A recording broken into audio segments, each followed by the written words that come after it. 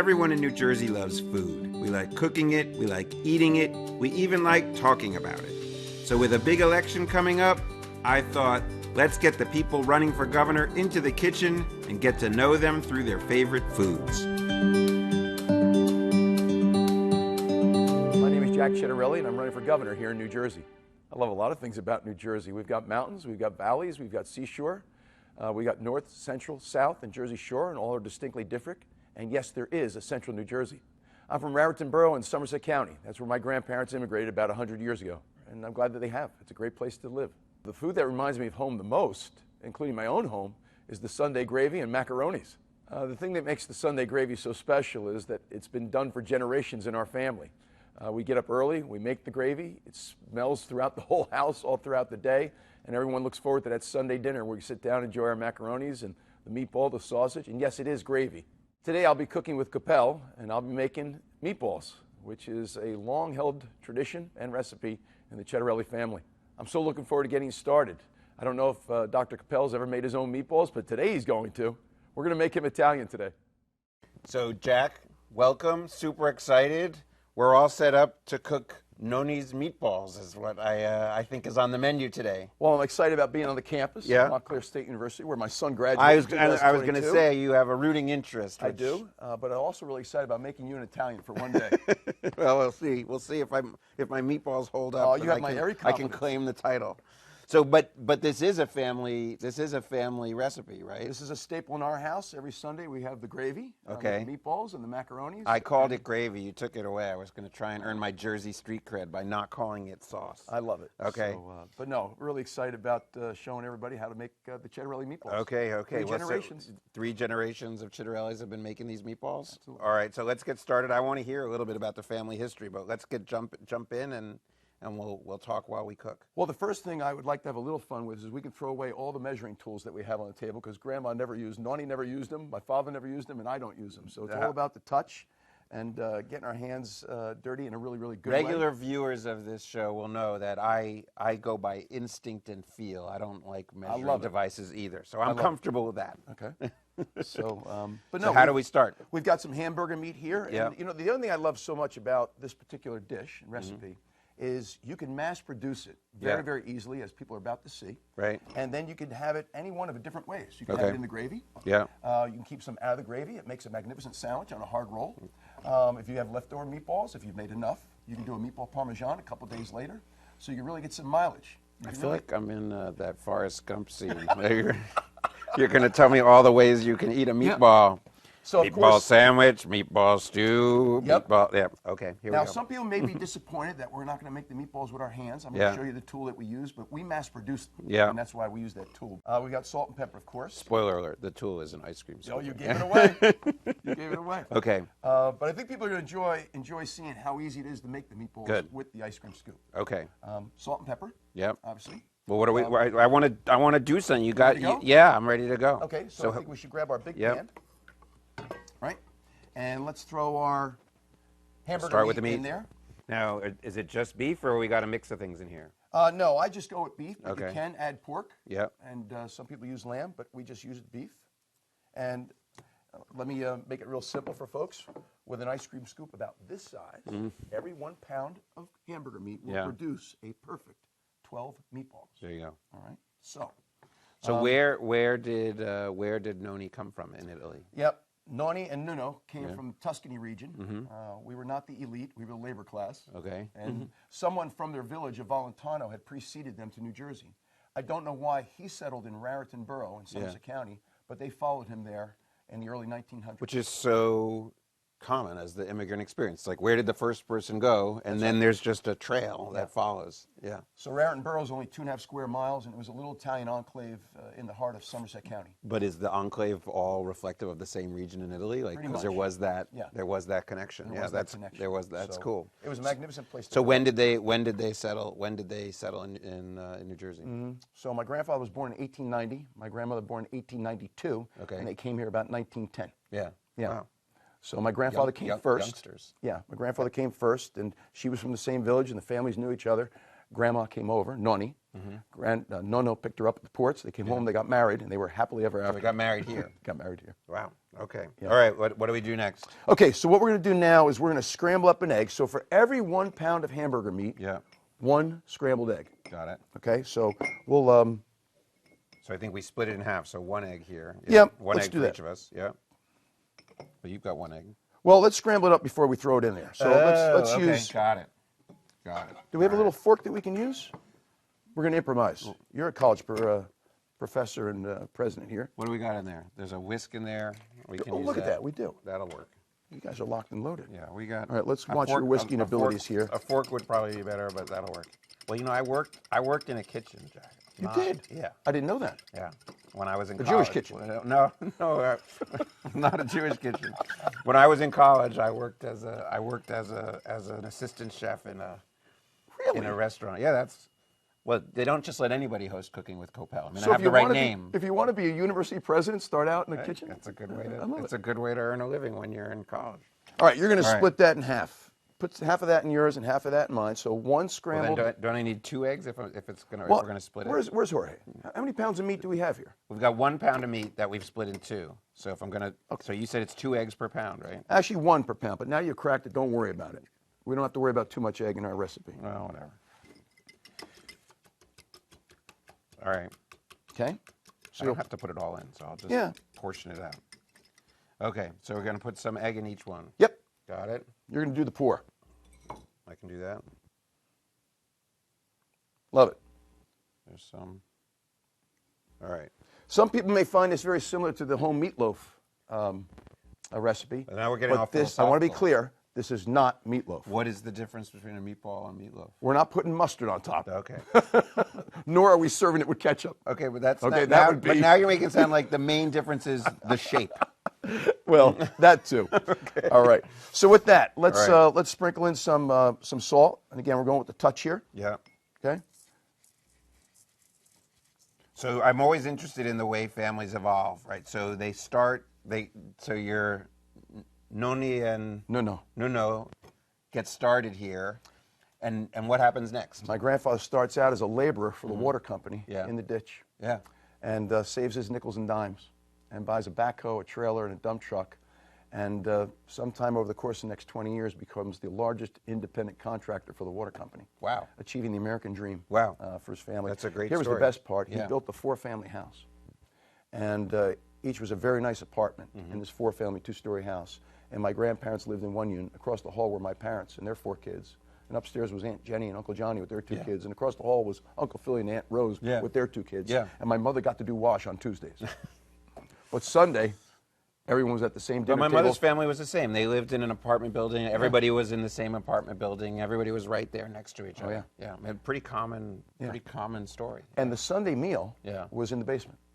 Okay. Because the basement had a That had very the most long space. room. Yeah. You had the long table. And because the furnace was down there, in the wintertime it was warm. And in the summertime, it was cool. That was their central air. That works. All right, what do we All right, we're going to sprinkle some pepper. Yeah. Okay. And now we're going to sprinkle in some garlic powder. I'm really generous with this. You almost can't do it, overdo it with garlic powder. There's no such thing as too much garlic. Nope. I agree with that. We've got some Italian seasoning. Okay. A good pinch. Yeah. Okay. And now we're going to add in our breadcrumbs. I usually get Italian style. Yeah. Okay, just enough to cover it up. You're doing great there, Doc. Thank you. And now, a lot of people use water. Yeah. We use chicken broth. Okay. Okay. That makes sense. And we've got that right here. Yeah. And we're going to make this so it's like really nice and soggy, but not too much so. So here's what I suggest. We're gonna take a quick break, and then when we come back, we'll put in the chicken broth and mix it all up. Love it. Sound good? Sounds all right, good. We'll be right back. Hawk Plus, the first student-run streaming service in the nation. The place to go for all things Montclair State University. Student films. Is it really you? News. We start this episode with some breaking news on campus. Montclair State men's basketball has been a road this season. Exclusive talk shows, alum interviews, and live events. Student produced and student run. Hawk Push. It's Montclair, streaming live and on demand. At Montclair State University, we don't just create opportunities, we transform lives and strengthen communities.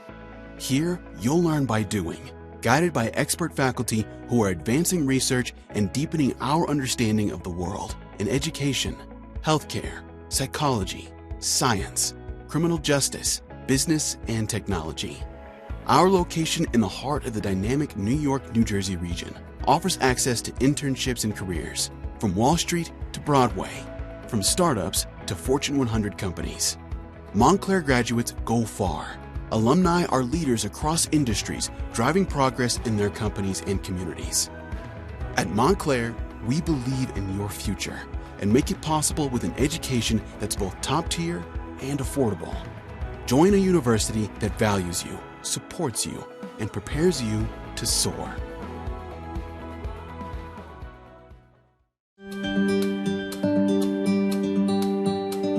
Okay, we're back, and I'm ready to get messy. So let's pick up where we were. We're gonna add the chicken broth in. We don't want to do too much because we'd always add more, but we want to end up with a kind of a soggy. Nothing worse than a meatball that doesn't cohere. Give yourself a little more there. Okay. Okay. And now, the fun part. All right. You ready? Yeah, we're gonna get our hands dirty. I like one hand. Hold the bowl in place with the other. Okay. And you are now a good mixer. And we're just to make sure all this stuff. So how does it is sort of the American dream. So how do they progress from your grandparents immigrants, and then all of a sudden young Jack comes along X number of years later? Well, all of life is a miracle. My father was the third of 3 children who came very late in life. My grandfather's business had already been sold. Mm-hmm. But my father has a $2 bet on a Yankee game in the summer of 1949. Okay. And his friend, he decided to go listen to the game at Watchung Lake, up in northern Somerset County. Yeah. Well, Watchung Lake is right down the road from Martinsville, New Jersey, where my mother, who is from Bensonhurst in Brooklyn, owns a chicken farm. And my mother would go out to the country on the weekends to sunbathe at Watchung Lake. You can guess what happened next. I got it. My father didn't listen to the Yankee game, and they got to know each other, and 13 months later, we're married. Wow. And I come along 11 years later. There you so go. all of life is a miracle. There you go. Funny how things happen. Yeah. So, so you grew up in New Jersey, obviously. My whole life. I didn't even leave to go to college. A little place down the road, I think you know, Seton Hall University. Catholic college, I've heard of it, yeah. I've heard of it, yeah. So. And how did you, I know you've had a long career in public service at the local level in the legislature. How did that become part of your future? Because you were in business, you had CPA, and you were doing your thing. I always say you end up in politics one of 3 ways. Okay. You do it because a current elected official inspires you. Yeah. Or because there's a family member in it. Yeah. Or the third way, you get recruited. So when I came home from Seton Hall University with my MBA CPA, the mayor of the town at the time, who was part of my parents' generation, came to the house and said to me, "Your family's been here for 100 years. Your grandparents owned a business in this town. Your parents owned a restaurant bar in this town. Yeah. You got an MBA CPA. You really ought to get involved. I'd love you to run for town council." There you go. And that's how it happened. And so you hadn't thought of it until he said, "You've got something." I hadn't. Yeah. And I've always been a curious sort, and my parents always believed in giving back. Mm-hmm. And so it sounded like a phenomenal opportunity to serve my community, the town that had been so good to the Ciattarellis. Right. And I ran and won 2 terms. And I've always term limited myself and left politics. And 10 years later, they recruited me to run for county freeholder, back when they were freeholders, they were commissioners. Yeah. And did 2 terms there, and then left politics again. Yeah. And then they asked me to run for the state legislature. And did 3 2-year terms in the state legislature before deciding to run for governor.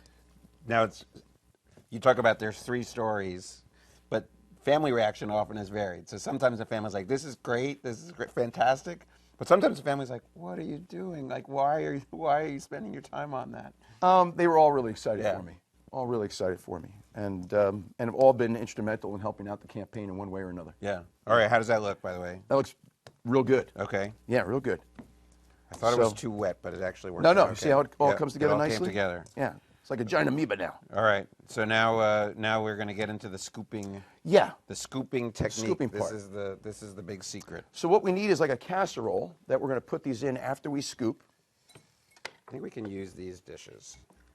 How about that? I don't know if we're going to make it, but we don't have to scoop them all. We don't have to do them all. We'll be able to get 2 or 3 in there. Yeah, each. Okay.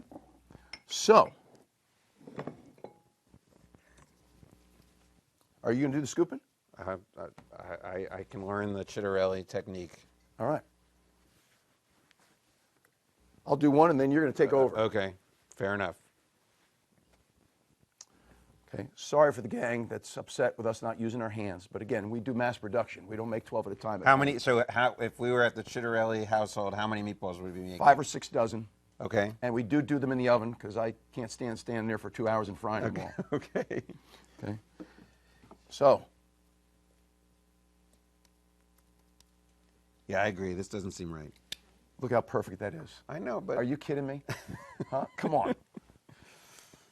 This is not how they do it in the old country, though. You'd be surprised how they do it in the restaurants. We're not even gonna. Oh, look at that. Well, you can if it makes you feel better. Well, it does. You want to get your hands dirty? Yeah, well, that's not the way a meatball is supposed to. So you'll appreciate later tonight. I'm going to be making matzo balls, and it's going to be exactly. It's going to be exactly the same. It's the season for you too. It's going to be exactly the same thing. Yeah, exactly.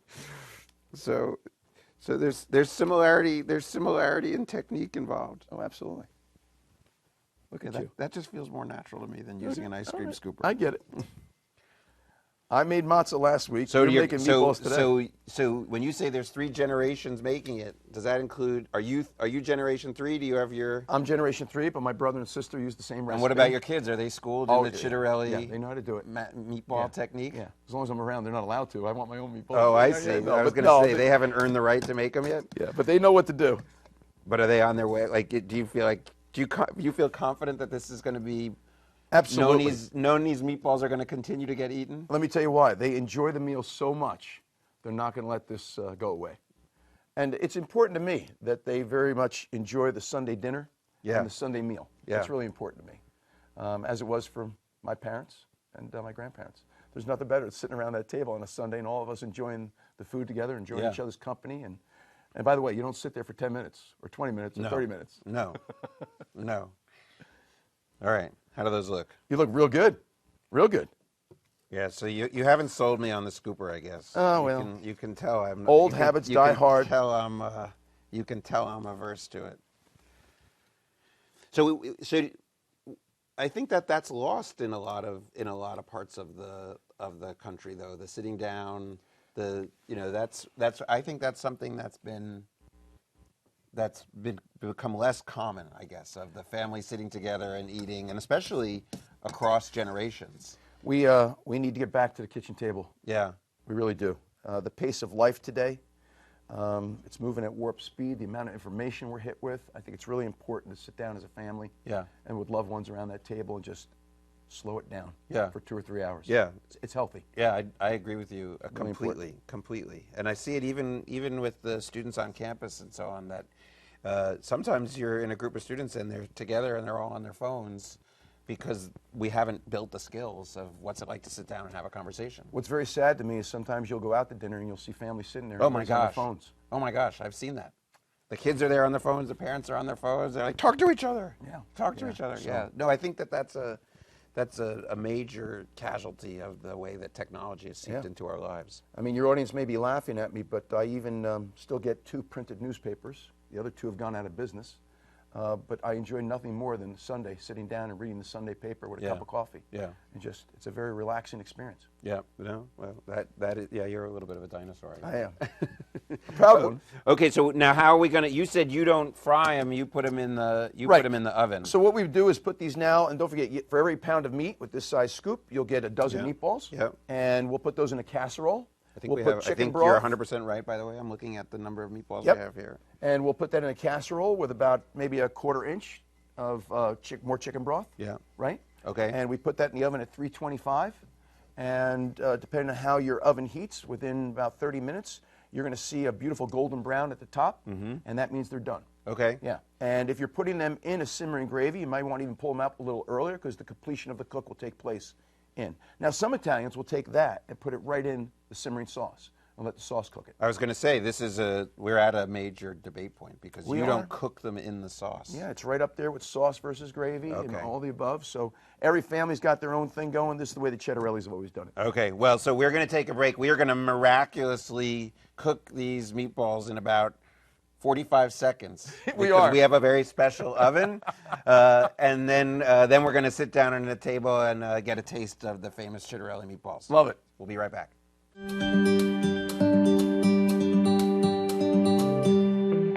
At Montclair State University, we don't just create opportunities, we transform lives and strengthen communities. Here, you'll learn by doing, guided by expert faculty who are advancing research and deepening our understanding of the world in education, healthcare, psychology, science, criminal justice, business, and technology. Our location in the heart of the dynamic New York, New Jersey region offers access to internships and careers, from Wall Street to Broadway, from startups to Fortune 100 companies. Montclair graduates go far. Alumni are leaders across industries, driving progress in their companies and communities. At Montclair, we believe in your future and make it possible with an education that's both top tier and affordable. Join a university that values you, supports you, and prepares you to soar. Hawk Plus, the first student-run streaming service in the nation. The place to go for all things Montclair State University. Student films, Is it really you? news, We start this episode with some breaking news on campus. Montclair sports, State men's basketball has been a road this season. exclusive talk shows, alum interviews, and live events. Student-produced and student-run. Hawk Plus, it's Montclair, streaming live and on demand.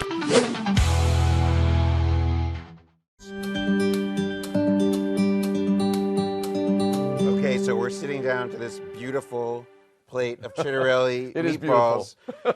There's important information for the viewers watching this show, which is it's Good Friday. It is Good Friday. We're taping on Good Friday, which means I'm going to do my best to be observant and not partake. I was going to say, so that means that it's all on me to render judgment, not on humanity, but on Jack's meatballs. Well, this is it takes an awful lot of discipline. I was going to say this is a test. This is the trials of Jack right here. Maybe not biblical, but still hard for you to pass. By the way, I the forgot meatballs. to mention Yeah. that when you go, we missed a step. well, when you go buy your two Yeah. things, when you go buy your hamburger meat, Yeah. the Ciattarellis get 80-20. Okay. 80% lean, 20% fat. Yeah. Don't worry about your cholesterol. That all comes out when you bake them Yep. in the oven. I agree. But it does add, a certain element to the taste. The overly lean meat is a mistake. It is a mistake. I agree with yeah, that.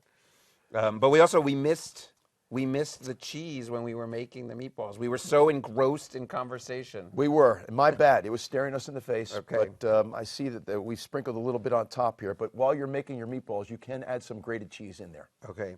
So I forgot to ask you because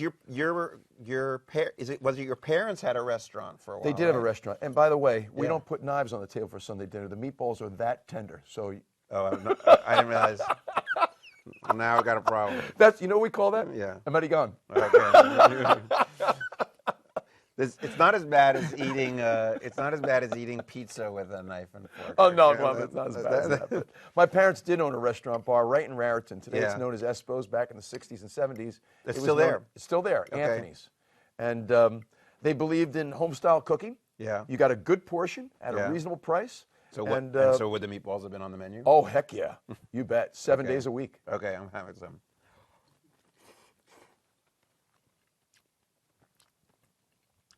So that's really good. I'm such a product of television.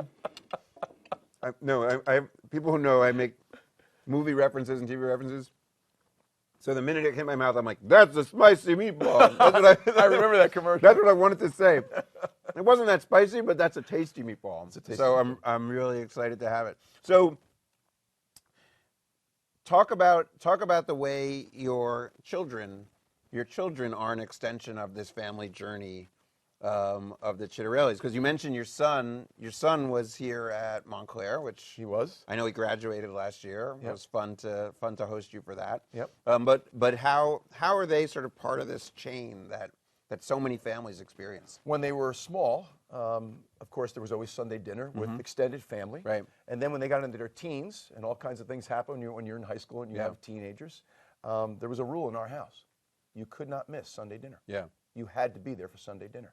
And they now appreciate that, because I'll get the call on Friday: Dad, are we having Sunday dinner? Right. Does your schedule allow for that? That's good. And we always make time for Sunday dinner. And are they all in Jersey still? They are all in Jersey, although my oldest son, while this is his legal residence, is an Army captain. He's over in the Middle East right now. Oh, nice. Yeah, with the infantry. Nice. That's great. Yeah. That's great. So, but no, they very much look forward to Sunday dinner. They partake in the preparation of the gravy.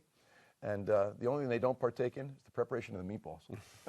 We've already covered that. They will help with the sausage That is Dad's and the thing. Like, brioches. they all know not to interfere. Yeah. So one of the cool things, by the way, because your son was a Red Hawk. Yes, he was. Everybody, like, I'm looking around, everybody behind a camera, all of our team that's putting this together, the producer, the director, everyone, they're all Montclair State University grads, all from this fantastic program in communications and media. It's a family affair. I think it's great. It is, and it shows what it means to keep the folks in New Jersey, because they contribute to the state and Absolutely. make a huge difference. Yeah. I'm going to have some more food.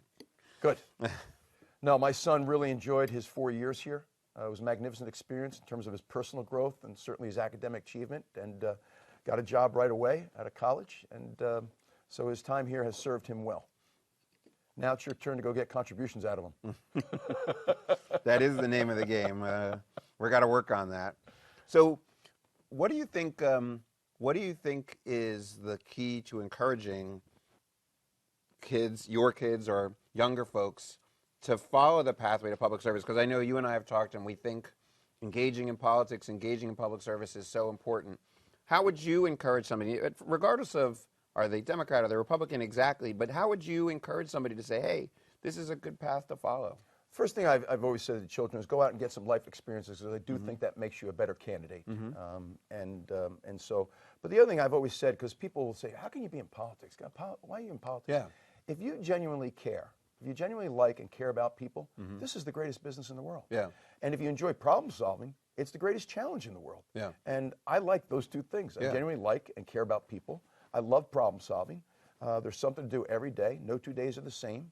You wouldn't think that today was going to be eating meatballs with me. No, but I'm enjoying every minute of it. Or making them. Or making meatballs, exactly. Or not eating meatballs with me. If it's okay, I'm going to take a few home with me, and at 1 minute after 12, I am going to partake here. So, no, listen, I think even the Pope would be okay with that. I believe in public service, and I think we need young people to believe in public service. Yeah. Right? There's going to be more problems that we need to solve. Oh, absolutely. And we need new ideas. Yeah. And fresh faces, fresh minds bring new ideas. Well, I point out that this university in some ways was created with a belief in democracy, because we started as a normal school to train teachers. The reason why we needed teachers is because we had public schools, and the reason why we had public schools was how are you going to have a democracy if people weren't educated and couldn't participate in the governing process? So I see Montclair State University as being a direct result of a belief in participation. Oh, yeah. As being the key for democracy. And I can attest to the fact, because my son was here for 4 years, that based on the investment we made, you've got a magnificent value proposition here, as do our other state colleges and universities. And so I think we need to do a better job, really, of promoting our own New Jersey. Obviously, I appreciate that, but also feel the same way about our peer institutions. Right? Yeah, it's one of the strong elements. Yeah. Well, this was delicious. I'm super lucky to have had the famous meatballs. Well, I'm super lucky with you having me on, and appreciate it. And thanks so much for being part of our show. I'm looking forward to next time. Very good.